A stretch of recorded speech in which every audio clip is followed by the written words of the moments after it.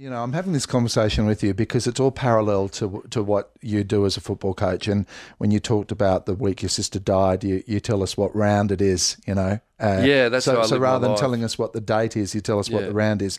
Shortly thereafter, your 24-year-old nephew had a motorcycle accident and died.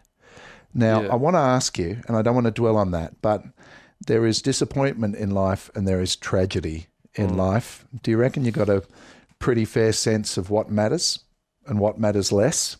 I've certainly got perspective. And for a long time, our family had none of this. I hadn't experienced any illness or deaths that were abnormal.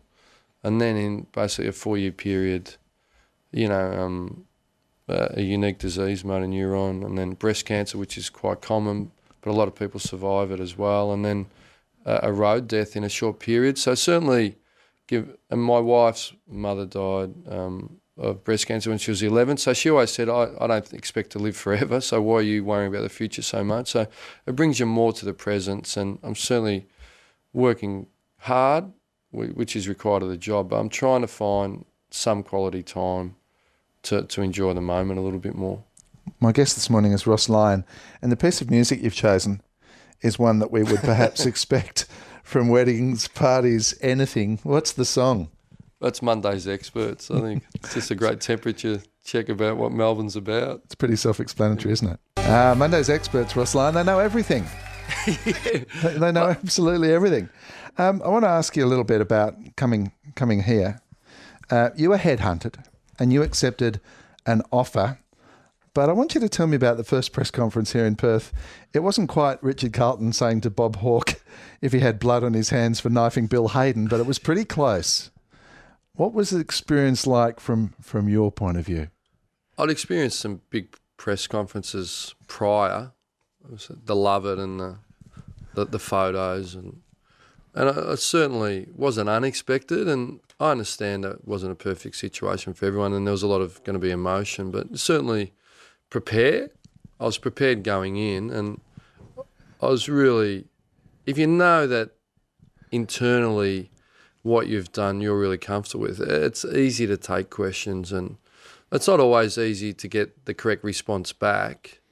But I understand people are doing their job, and there's a lot of emotion and passion, but I certainly wanted to not run and hide and square up, and I walked out quite comfortable with it, and there's certainly everyone's just doing their job, and You looked it.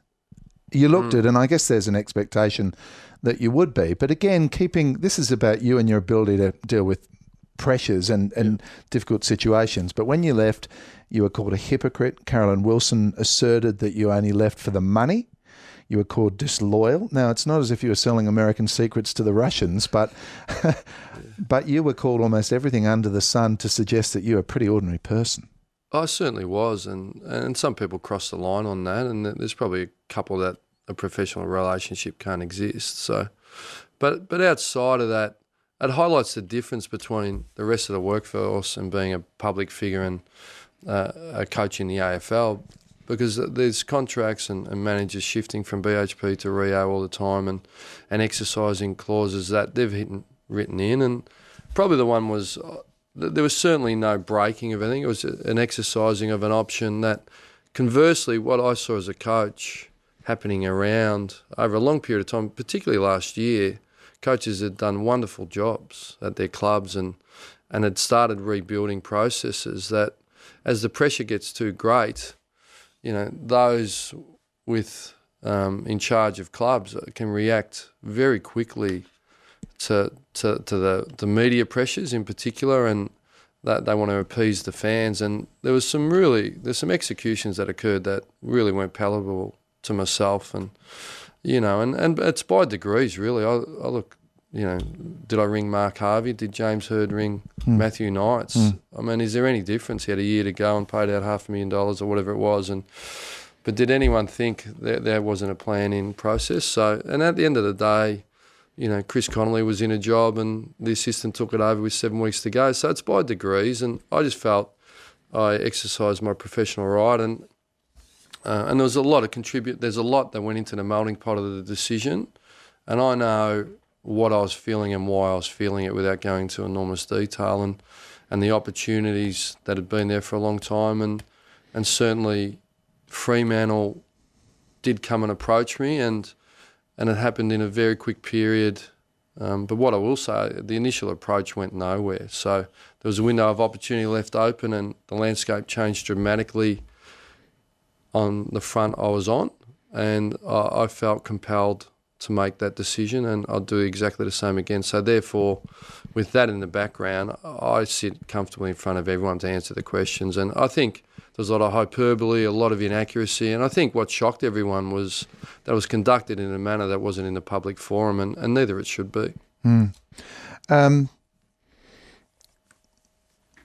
I think I read a quote about you where you said that you've learnt the acute awareness of what you value. Does that sound like you? The acute awareness of what you value, and is that born out of some of these, ordinary life experience that you've had, that our listeners have had, that have taught you something of value? There's no doubt about that. It realigns what's important to you, and death. And often when you're sitting in funerals and you're reflecting on your own life and your close ones, funerals are a great reminder to reset. That's what I find anyway. And, when they're really close to you, it just compounds it even more. So, and, the purpose is until you become not only a husband, but really a father, and you have your children, and until you feel that and you feel that responsibility, but the love. And so it highlights what's really important, and deaths just highlight that we're mortal and we're going, and make the most of it. And I feel privileged in my role, and I love that it's dynamic. And the other thing I've learned is if you don't take any risks and you don't make any hard decisions, you live a normal life. And through making a couple of bold decisions, which isn't typically me for a long period of my life, it's put me in challenging positions, but the rewards and the experiences have been enormous. And from now on in my life, I'll always run that gauntlet. If you're not prepared to fail, you can't experience the highs. But couple that with what's important with family and friends. Are you happy?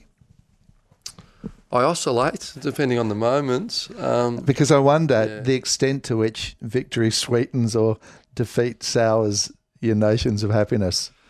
Well, professionally, there's no doubt the win-loss is significant. But when I see people grow and you see people work incredibly hard to get results, that makes me happy. And but at times I think I'm really happy is when I sit back, I come in, and I'll hug my son, or we scooter into Fremantle and we have something to eat and we scooter back, and it's I think, gee, that's a special day. And without, on the home life, you sit back and you think, no, I am building something here that's worthwhile. Other than that, the material things, at the end of the day, when you're burying family members or you're spending time with your kids, it's important to be able to provide.